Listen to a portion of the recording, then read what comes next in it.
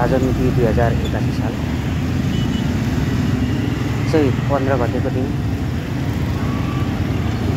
राजावादी भन्नेहरूको अत्यन्तै अराजक प्रदर्शन जो आज काठमाडौँको तिनकुनेमा भएको छ, त्यो अत्यन्तै अराजक गतिविधि र भिडले आज काठमाडौँ तिनकुनेमा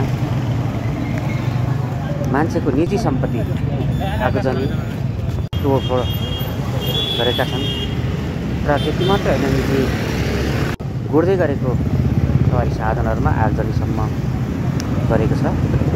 र यो कोटेश्वर क्षेत्रमा माधव कुमार नेपाल निवास बालकुमारी छेउ कोटेश्वरपट्टि चाहिँ यो आगजनी भएको अघिको गाडीको आगजनी भएको गाडीको दृश्य देखाइएको छ।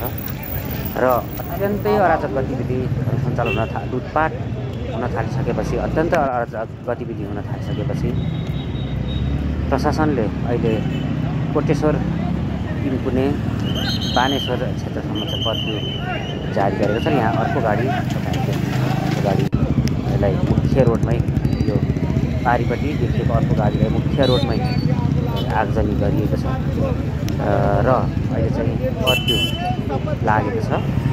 र यो अत्यन्तै निन्दनीय गतिविधि, अत्यन्तै अराजक जो गतिविधि भएको छ, यसप्रति घोर आपत्ति प्रकट गर्दो र यहाँ अर्को गाडी जाने र अहिले भने आगजनी गरिएका गाडी यहाँ यो दृश्य देख्न सक्नुहुन्छ। यहाँलाई म देखाउँदैछु, यो कोटेश्वरको बालकुमारी पुलिसमा आगजनी गरिएको गाडी हो र यस्ता थुप्रै चाहिँ अराजक गतिविधिहरू भएको छ।